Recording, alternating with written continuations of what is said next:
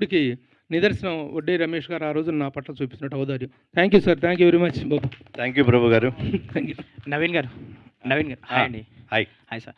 ఈ సినిమాలో twist and turns చాలా బాగుంటున్నాయి, బాగా వచ్చాయని విన్నాను. అండ్ మీ టెక్నీషియన్స్ కానీ కాస్ట్ అండ్ క్రూ ఒప్పుకోవడానికి one of the reason course మీరు అయి ఉంటారు, బట్ ట్విస్ట్లే అని చెప్తున్నారు అందరూ. సో మీరు ఒప్పుకోవడానికి కూడా అంటే కథ విషయంలో మీరు చాలా టైం తీసుకున్నారన్నారు కదా. యా ఒప్పుకోవటానికి కారణం ఏంటంటే ఫ్రెష్నెస్.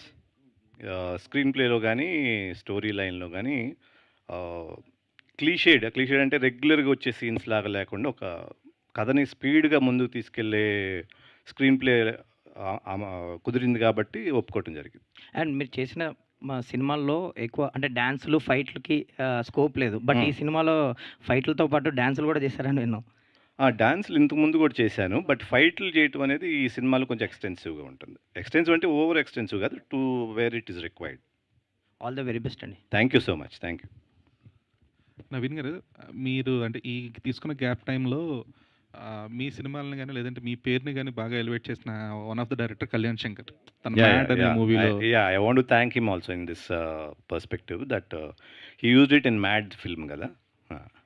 సో ఆ టైంలో అంటే అది అన్ఎక్స్పెక్టెడ్ కదా మాకు వరకు. సో మీరు ఆ సినిమాలను చూసినప్పుడు కానీ లేదంటే ఆ మీమ్స్ ఏమైనా వచ్చినప్పుడు కానీ మీ రియాక్షన్ ఏంటండి? I felt happy, something is reminding people అని, సంబడీ ఈజ్ డూయింగ్ ప్రమోషన్. అందుకే అన్న ఎప్పుడు ఆడియన్స్ కానీ ఫ్యాన్స్ కానీ they kept keeping me going during this gap అని.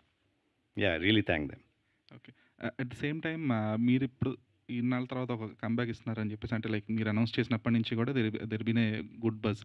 అయితే ఈ టైం లైన్లో ఎప్పుడు కూడా మిమ్మల్ని ఒక సపోర్టింగ్ రోల్స్ కోసం లేదంటే ఒక ఇంపార్టెంట్ క్యారెక్టర్స్ కోసం ఇండస్ట్రీ నుంచి ఎవరు అప్రోచ్ అవ్వలేదండి? అడిగారు, చాలామంది అడిగారు, సపోర్టింగ్ రోల్స్కి అయితే అడిగారు. బట్ నాకు అనిపించింది ఏంటంటే I will not suit those roles అని, అంటే or I will not be happy in it. నేను ఇంపాక్ట్ కోసం చూస్తున్నాను. మీరు ఇది అడిగారు కాబట్టి చెప్తున్నా. రామ్ గోపాల్ వర్మ గారి attack cinema is my last film, దాంట్లో సపోర్టింగ్ క్యారెక్టర్ చేశాను. సో రామ్ గోపాల్ వర్మ గారు షూటింగ్ ఆల్మోస్ట్ ఒక 4-5 days అయిపోయింది. He came to my vanity van. So వచ్చి I want to tell my opinion about you Naveen అన్నారు. చెప్పండి సార్ అన్న. యూఆర్ గుడ్ లుకింగ్ గాయ్, ఆయన స్టైల్లో చెప్తారు కదా, you're good looking guy, but I don't think you should be working like this. You have a particular film for yourself, you work in that అన్నారని. అప్పటికి నా మైండ్లో కూడా అదే నాంతాను, ఇది కరెక్ట్ కాదు. I was not comfortable also. So అక్కడి నుంచి డిసైడ్ అయ్యాక సినిమా అనేది చేయటం లేదు, అసలు చేయకపోతే కంప్లీట్గా లేదు, ఏదైనా వస్తే మంచి సినిమా అంటే నాకు నచ్చేటట్టుగా ఉండి ఆడియన్స్కి నచ్చుతుంది అనుకుని చేసిన సినిమా అయితే చేద్దాం. సో గోయింగ్ ఫార్వర్డ్ ఎలా ఉండబోతుంది sir? Can't predict, will see.